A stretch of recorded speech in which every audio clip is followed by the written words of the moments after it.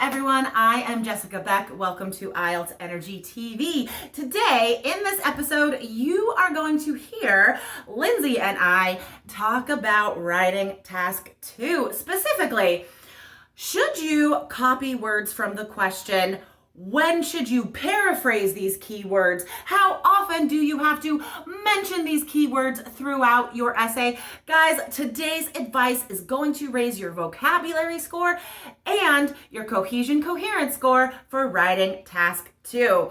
Guys, remember, you could get your estimated overall IELTS score right now for free. Go to allearsenglish.com/IELTS quiz. And remember, you also get free resources designed by me, ex-examiner of 14 years. So go right now, allearsenglish.com/IELTS quiz.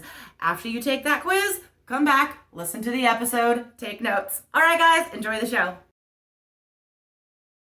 This is an IELTS Energy Podcast, episode 502, How, When, and Why You Repeat the Task 2 Topic.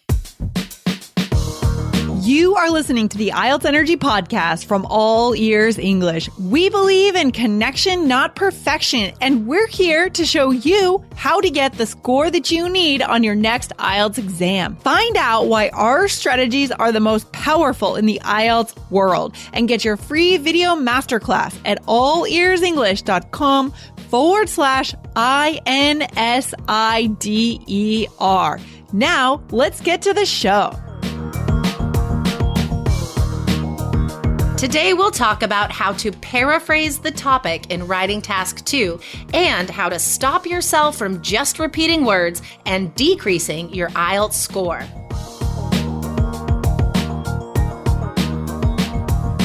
Hey, Jessica, how's it going? Pretty good. We're gonna go to a gingerbread house building thing tomorrow. Wow, that sounds like fun. It's at my neighbor's house. Yeah. Oh, that's cool. Did you guys do that last year? That sounds like is that a tradition? That sounds familiar. Maybe it was somebody else that did that last year. No, we did it last year too. Same neighbor. It is becoming a tradition. Good memory, Lindsay. Good memory. She makes all the gingerbread herself. Wow. Like the night before, she bakes it all, like all the little, shapes and whatever for the houses. And then we just get a whole bunch of like healthy candy. Healthy candy. Yeah, right. Oxymoron. That's an oxymoron. That's There's impossible. no such thing. Yeah, it's super fun. Did you make gingerbread houses growing up? I don't think I did, actually. I think I probably tried once or twice. Probably didn't have much success, but to get the thing to stand up, right? Build the foundation correctly. That's the point. Yeah, you need to have the right consistency of frosting. That's the trick. Oh, okay. Just That's for all you listeners out there who are building gingerbread houses this holiday season. That's like the cement, right? I love that. Yeah, cool. Yeah, makes sense. totally.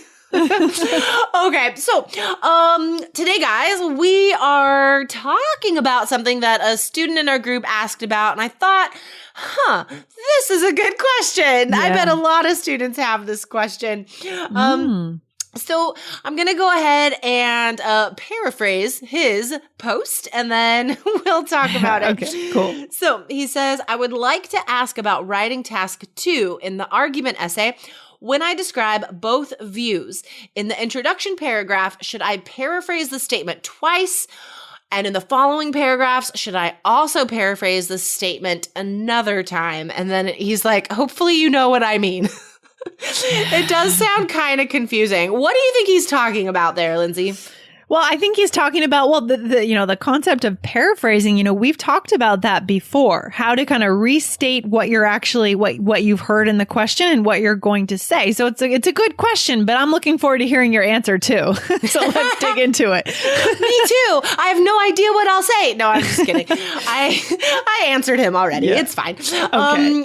But this is a good point. I think this is something that a lot of students get confused about between writing task 1 and task 2. So a couple weeks ago, we did an episode about how to paraphrase the task 1 question in your essay. That's a very good episode. I'll link to it in the blog post, guys. Come back to IELTS.allearsenglish.com and you will see episode episode, let's see, this is 502. Yeah. And I'll link to that task 1, guys. Episode. So anyway, in task 1, you have to do that. That's how you start your essay, is by paraphrasing the question. But in task 2, that's not necessary. It's not necessary. That's just not the go-to way to start an essay. You have to introduce the topic, in the first sentence, but it's the topic we're paraphrasing. It's not the whole question. Like that's the confusion there. So, for instance, if the question said, let's see, many people today feel that, that all subjects in universities should have equal numbers of males and females in every subject. Do you agree or disagree? You're not going to just paraphrase that whole sentence in your introduction. That would be weird.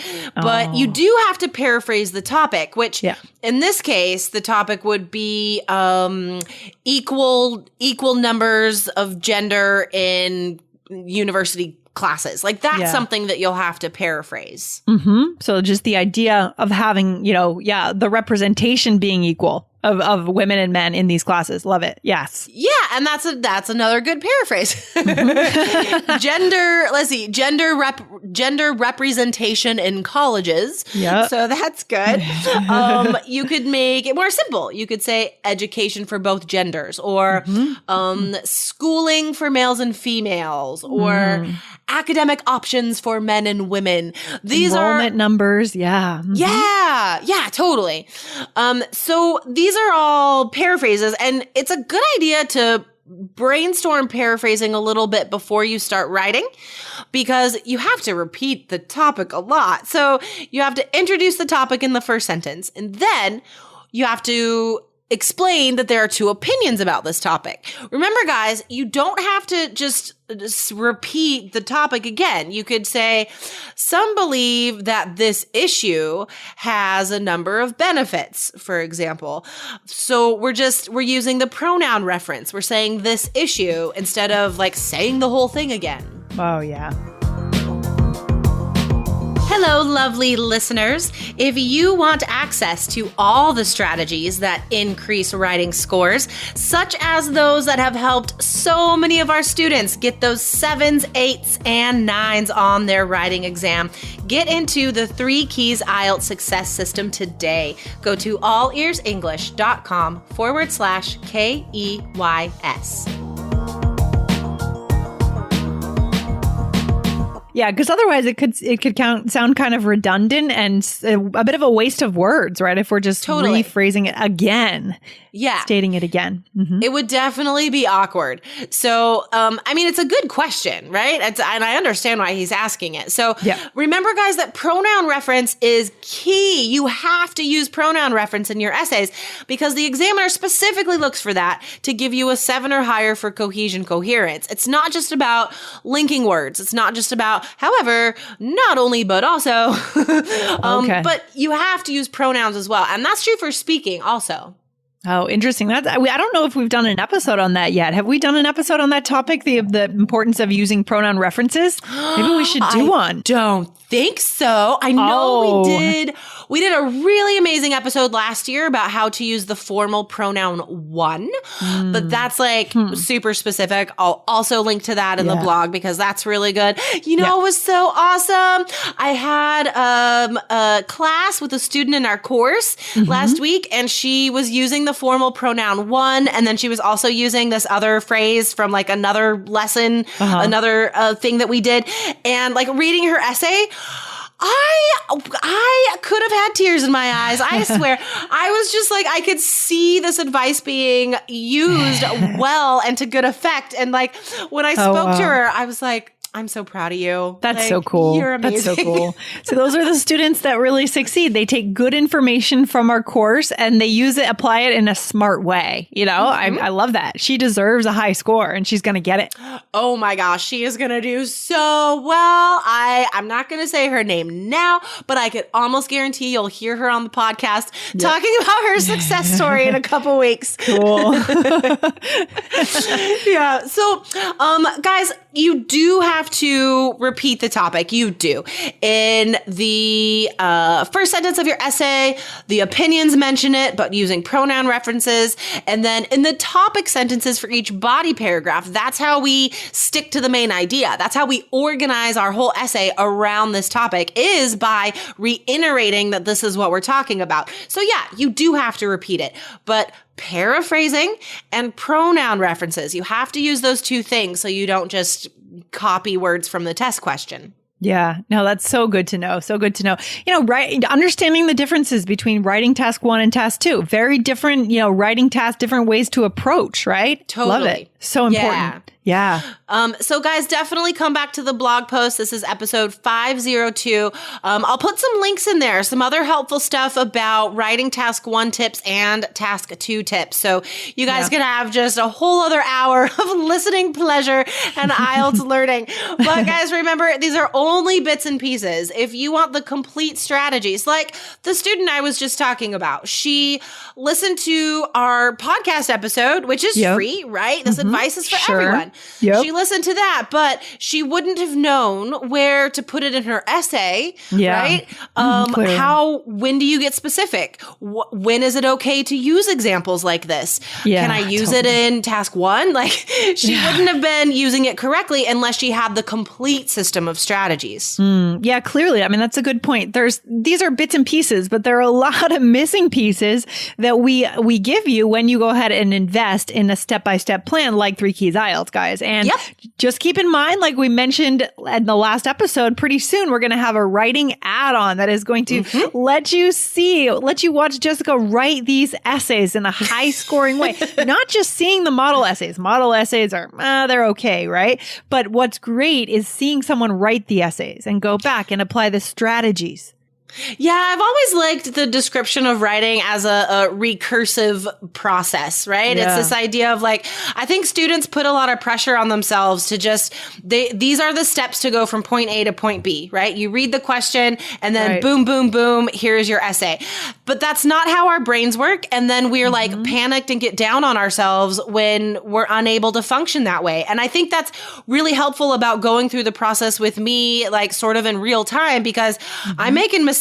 I'm going backwards. I'm changing my mind. I'm talking out loud about like, oh, I can't think of another word for this. Like, like that's real. That's what happens. So I think knowing that I do that too, I think that will also just lend a bit of confidence into your own writing process. Oh, 100%. I love that. I love that. So keep your eyes open for that add-on pretty soon, coming soon, guys. But for now, just go on over to allearsenglish.com/KEYS. Check out our success stories and get in the course. Yep.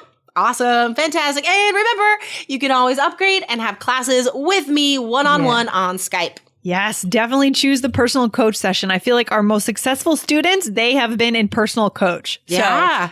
I think so. We're seeing that more and more. Yeah, totally. We're seeing that more and more. Absolutely. 100%. All right, cool. Well, Jessica, we'll see you back on the show again very soon. Okay, sounds good. Have a good day. All right, take care. Bye. Bye. Thanks so much for listening to the IELTS Energy Podcast from All Ears English. And if you want to get tips from Lindsay and Jessica every week on how to get a 7 on your next IELTS exam, be sure to subscribe to our podcast on your computer or on your smartphone. Thanks again and see you soon.